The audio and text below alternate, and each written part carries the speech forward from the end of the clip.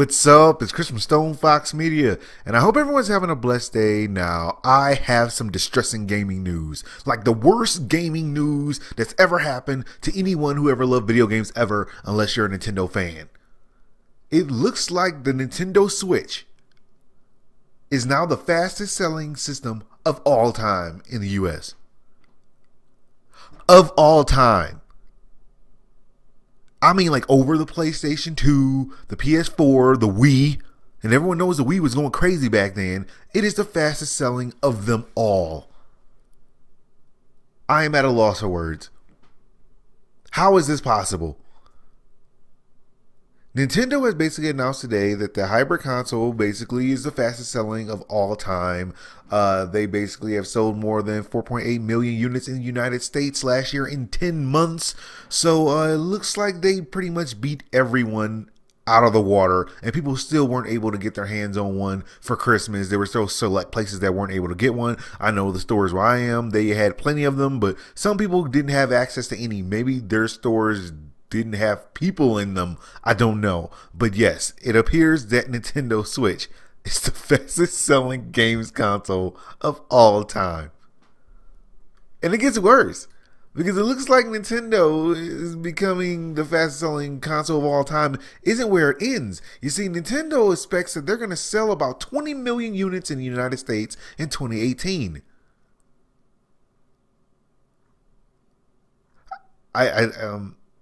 Okay. So basically, around these reports, it looks like Nintendo Switch has sold somewhere around 10 million units.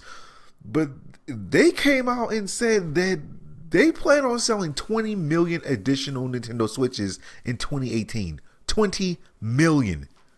That is quite a bit of consoles you plan on selling, Nintendo. And it looks like this actually is coming from a Nintendo meeting with Kimishima, and he basically said that that's the figures that they're going for. Now, I know that it seems kind of insane, but that's what they're planning.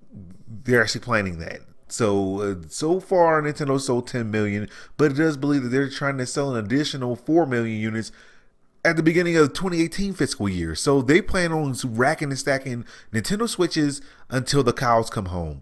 And this is where it gets a little depressing. Nintendo, they're not trying.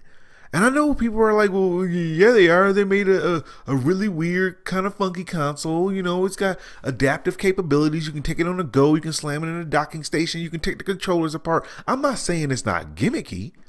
I'm not even really mad at them. I'm just in shock, because Nintendo didn't really try with the technology. They did gimmicks, and it worked again like it did with the Wii and the nunchucks. And everyone remembers the nunchucks. They're just so much fun until you like accidentally break something because you're using those nunchucks as nunchucks. That's all about the Nintendo creativity. But that's not about what I'm talking about. They didn't try with the technology. The Nintendo Switch is a glorified tablet. I think we all know that. This thing was soon as set on fire as soon as you try to run games like the Xbox One X can run. It can't do that. It'll melt. It's like I cannot compute. Nintendo did not put every single egg in their basket with this thing. They did not give it all. They said, you know what?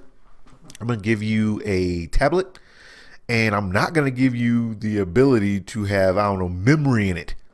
You gotta put a micro SD card in it like you would in a tablet. It didn't come with the basic 500 gigs that, you know, the PS4 and the Xbox came with. No. They didn't even try. It didn't even come with 100 gigs. It didn't even go back to the PlayStation 3 levels. They didn't give anything. Not 50, nothing. They gave like 2. This is like just the most ridiculous thing I've ever seen. They didn't want to put anything on Blu-ray discs. They didn't have CD drives.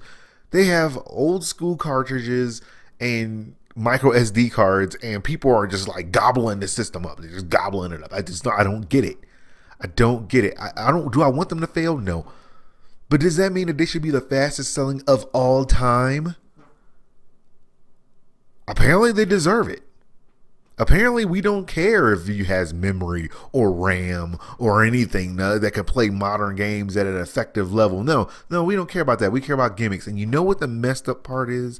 That if Sony or Microsoft tried to copy this, they would be beaten and ran out of the streets.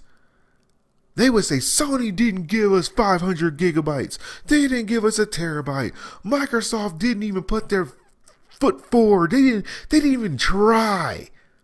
They gave us like 1 gigabyte of RAM or something like that. It's going to be some asinine thing that people are going to be mad about them if they attempted to do the same thing. Because if Sony or Microsoft decided not to try like Nintendo, they would get treated like dirt. And Nintendo is allowed to get away with it. And that's why I'm so upset. Why is it okay for Nintendo to give you half amount of the cool stuff that you actually need and charge you $300 for it? Right now, the PlayStation 4 and the Xbox, like, they cost $300. Some of them even less. Even less than $300. And they give you a terabyte. They give you Blu-ray players. They give you, I don't know, Ethernet ports where you have to buy some dongle to attach to actually have like a hardline Ethernet.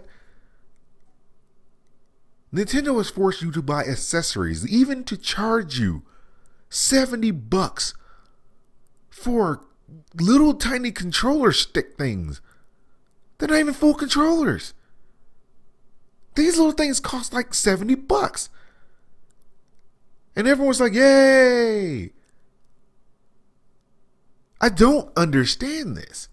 This is going to set a bad precedent. I'm pretty sure Sony and Microsoft aren't really going to try. And why should they? The Xbox One X is not a failure. It's just not a success. And that basically puts it somewhere in between not being successful. Think about it this way. The Xbox One physical sales have suffered 11.1% this year in a decline in the UK.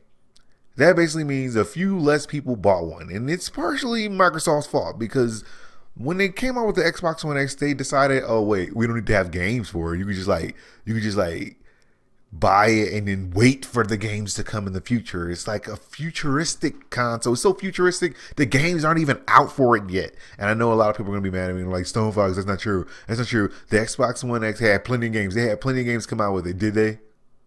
Did they really? Name them off. Go ahead, write them. Write them in the comment section. Tell me all these games they had. Cuphead. Oh, yeah. Cuphead was good. But what about the rest? It's getting kind of hard to come up with those ideas. Like, wait. Yeah, they didn't come out with much last year. They know that. Even they admitted it. So you're not going to blame me for that.